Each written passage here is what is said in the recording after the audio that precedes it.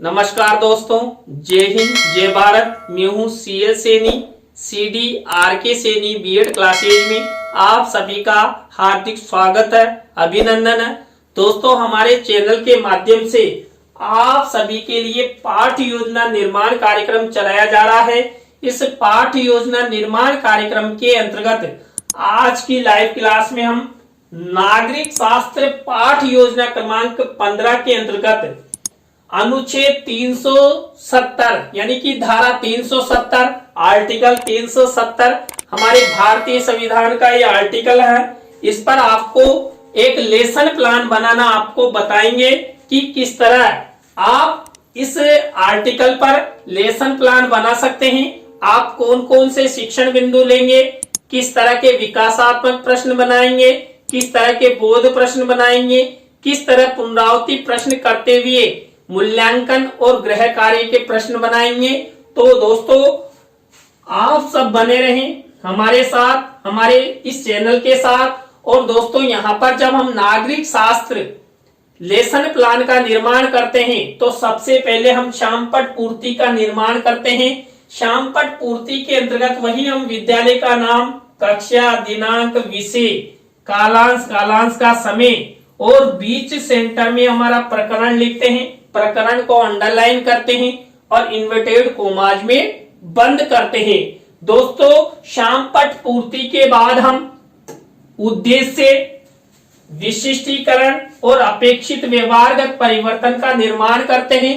दोस्तों, इस फॉर्मेट के अंतर्गत हम 6 उद्देश्य लेते हैं, जिसमें पहला उद्देश्य होता है ज्ञान। अब यहाँ पर हमारे मुख्य उद्देश्य और हमारे मुख्य प्रकरण का ध्यान रखते हुए हम 1 से 2 विशिष्टीकरण और 2 से 3 अपेक्षित व्यवहारगत परिवर्तन बनाते हैं। अब यहाँ पर दोस्तों जो ज्ञान उद्देश्य हैं, यहाँ पर हमारे उद्देश्य और हमारे मुख्य प्रकरण का ध्यान रखते हुए हम 1 से 2 विशिष्टीकरण और 2 से 3 अपेक्षित व्यवहारगत परिवर्तन बनाते हैं। इसी तरह अवबोध उद्देश्य से रिलेटेड 1 से 2 विशिष्टीकरण और 2 से 3 अपेक्षित व्यवहारगत परिवर्तन बनाए जाते हैं। इसी तरह दोस्तों, जो हमारे 3rd नंबर का उद्देश्य है ज्ञानोपयोग, इस उद्देश्य से रिलेटेड 1 से 2 विशिष्टीकरण और 2 से 3 अपेक्षित व्यवहारगत परिवर्तन बनाए जाते हैं।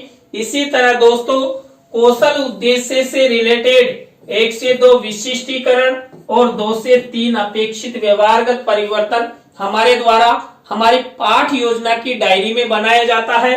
इसी तरह अभिरुचि उद्देश्य से रिलेटेड हम 1 से 2 विशिष्टीकरण और 2 से 3 अपेक्षित व्यवहारगत परिवर्तन बनाते हैं। इसी तरह दोस्तों, अभिवृत्ति उद्देश्य से रिलेटेड ये 1 से 2 विशिष्टीकरण और 2 से 3 अपेक्षित व्यवहारगत परिवर्तन हमारे द्वारा बनाए जाते हैं। दोस्तों, जब आप सिविक्स का लेसन प्लान निर्माण करो तो इस तरह का फॉर्मेट आपको बनाना है।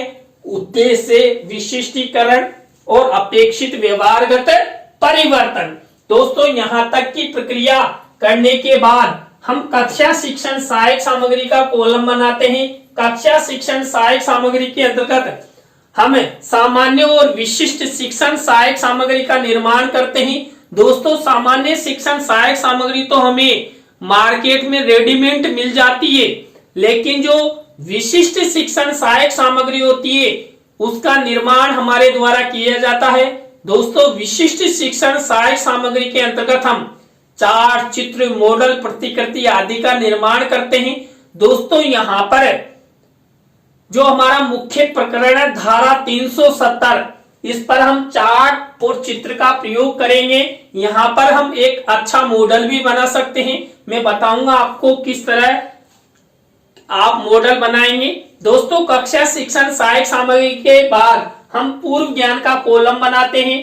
पूर्व ज्ञान के कॉलम के बाद हम शिक्षण बिंदु का कॉलम बनाते हैं।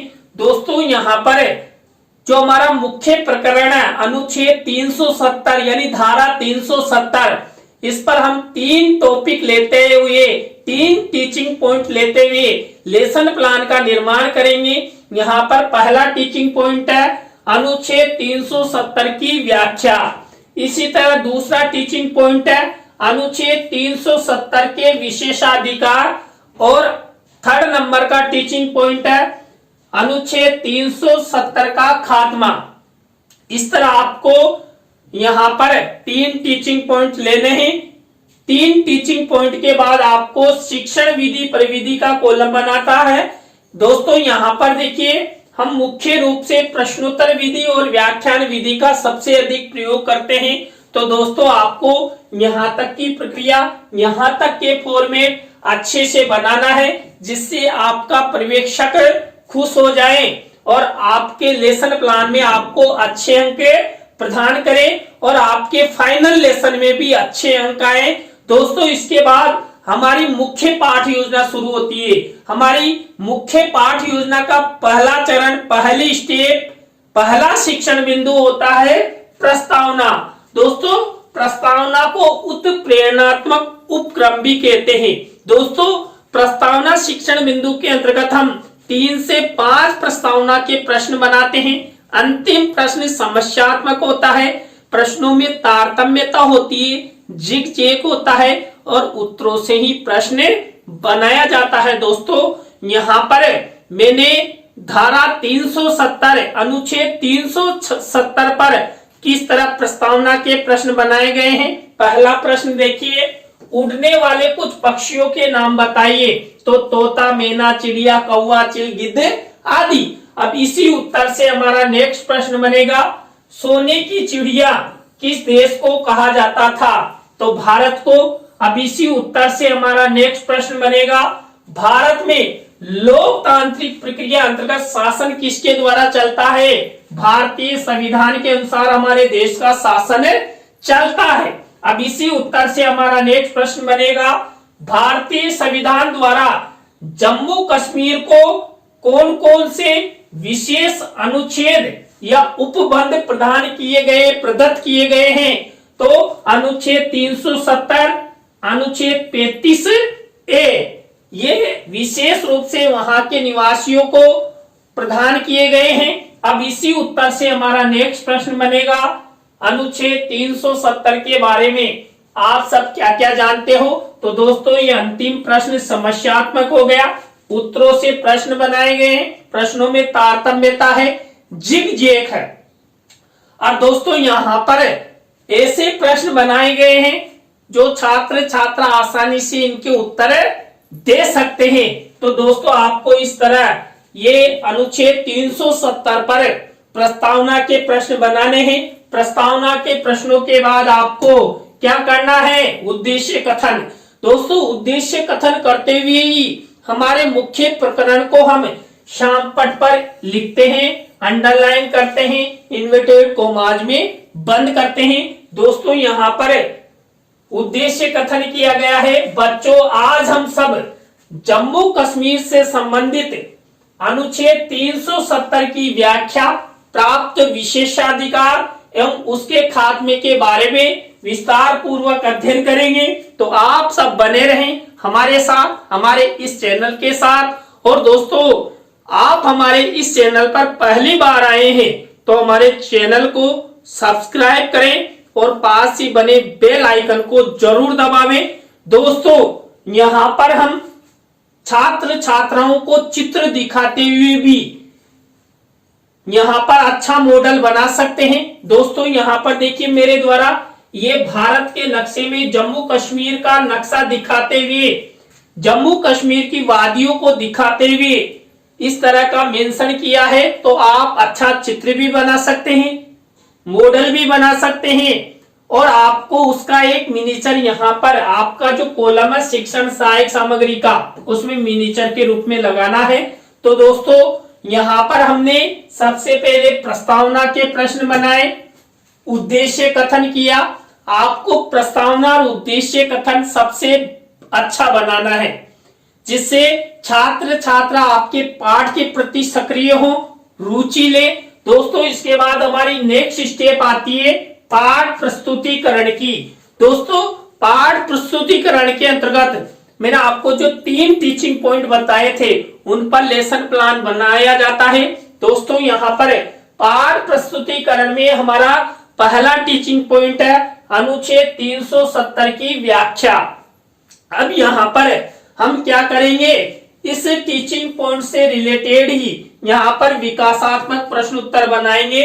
दोस्तों न्यूनतम 3 विकासात्मक प्रश्न उत्तर हमारे द्वारा बनाए जाते हैं। तो ये विकासात्मक प्रश्न उत्तर हो चुके हैं। अब इसी टीचिंग पॉइंट से रिलेटेड हम क्या करेंगे, छात्र अध्यापिका कथन करेंगे। तो यहाँ पर अनुच्छेद 370 की व्याख्या से रिलेटेड ये छात्र अध्यापिका कथन हो गया। अब इसी छात्र अध्यापिका कथन में से कोई मुख्य सेंटेंस है या शब्द है या परिभाषा है जिसको हम श्याम पट पर लिखकर छात्र छात्राओं को समझाना चाहते हैं।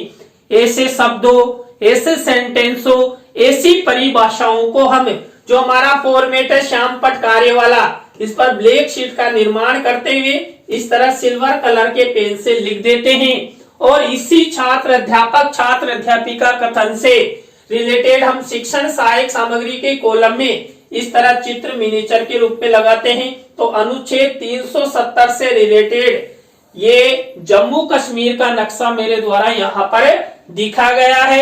इसी तरह दोस्तों इसी टीचिंग पॉइंट से रिलेटेड हम क्या करेंगे, बोध प्रश्न उत्तर बनाए। किसमें से, जो हमने छात्र अध्यापिका कथन किया। देखिए दोस्तों हम 3 से 5 बोध प्रश्न उत्तर बनाते हैं। न्यूनतम 3 बोध प्रश्न उत्तर आपको जरूर बनाने हैं। तो दोस्तों इस तरह हमारा यहाँ पर पहला टीचिंग पॉइंट कंप्लीट हो चुका है। पहले टीचिंग पॉइंट में हमने सबसे पहले क्या किया, सबसे पहले विकासात्मक प्रश्न उत्तर बनाए, छात्र अध्यापिका कथन किया और बोध प्रश्न उत्तर बनाए। दोस्तों इसके बाद हमारा दूसरा टीचिंग पॉइंट शुरू होता है।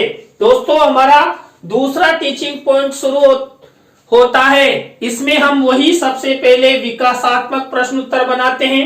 तो ये 3 विकासात्मक प्रश्न उत्तर हमारे द्वारा बनाए गए हैं। विकासात्मक प्रश्न उत्तरों के बाद हम क्या करते हैं, छात्र अध्यापिका कथन करते हैं। दोस्तों यहाँ पर ये छात्र अध्यापिका कथन किया गया किससे रिलेटेड, अनुच्छेद 370 के विशेषाधिकार, इस टीचिंग पॉइंट से रिलेटेड। अब यहाँ पर वही क्या किया जाएगा, वही मुख्य शब्द सेंटेंस को ब्लैक शीट पर श्याम पट कार्य वाले कॉलम में लिखा जाएगा और इसी छात्र अध्यापिका कथन से रिलेटेड कोई चित्र मिनिएचर के रूप में लगाया जाएगा। तो शिक्षण सहायक सामग्री के रूप में देखिए मेरे द्वारा भारतीय संसद का यहाँ पर चित्र मेंशन किया गया है। तो यहाँ पर भारतीय संसद में ही संविधान का निर्माण होता है। संविधान में अनुच्छेद ज्वाइंट किए जाते हैं, समायोजन किए जाते हैं, या हटाए जाते हैं। तो सब प्रक्रिया हमारी संसद से जुड़ी हुई है। तो यहाँ पर ये संसद का चित्र मिनिएचर के रूप में लगाया है। इसके बाद हम इसी छात्र अध्यापिका कथन में से क्या करेंगे, बोध प्रश्न उत्तर।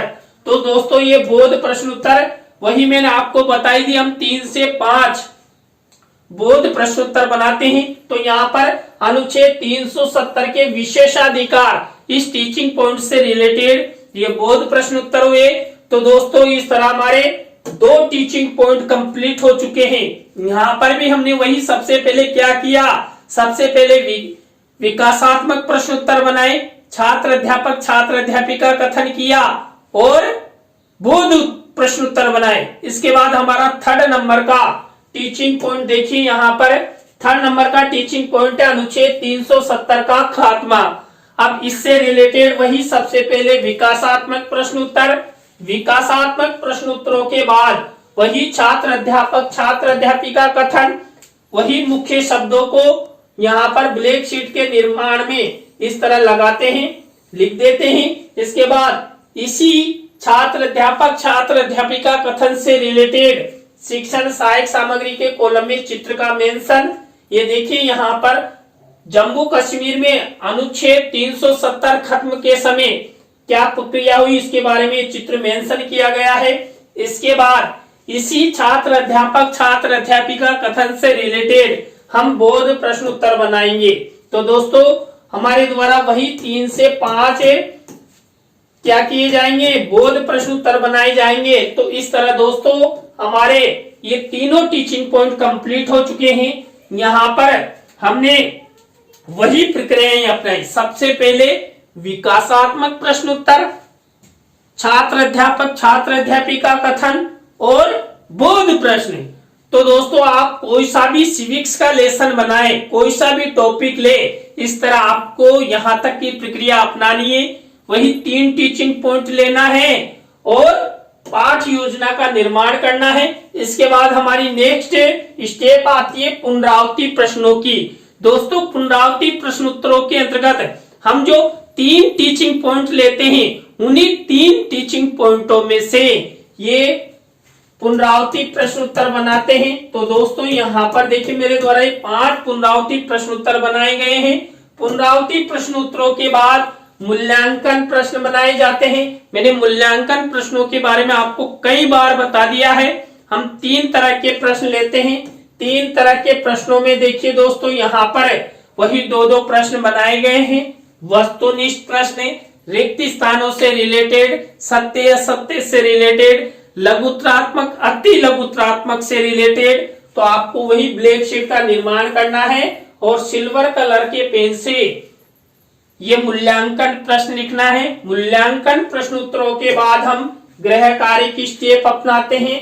गृह कार्य की स्टेप के अंतर्गत यहाँ पर देखिए दोस्तों वही हम शामपट कार्य वाले कॉलम में ब्लैक शीट का निर्माण करते हैं और छात्र छात्राओं के लेखन कौशल के विकास हेतु 1 से 2 निबंधात्मक प्रश्न यहाँ पर होमवर्क के रूप में दिए जाते हैं। तो दोस्तों आज की लाइव क्लास के अंतर्गत हमने नागरिक शास्त्र पाठ योजना क्रमांक 15 के अंतर्गत अनुच्छेद 370, धारा 370, आर्टिकल 370 के बारे में आपको लेसन प्लान निर्माण करना बताया।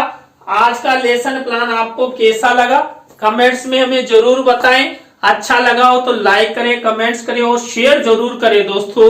इसी तरह नए लेसन प्लान के साथ, नए लेसन प्लान की लाइव क्लास के साथ आपसे फिर मिलेंगे CD RK Saini B.Ed classes पर। जय हिंद, जय भारत, राम राम सा।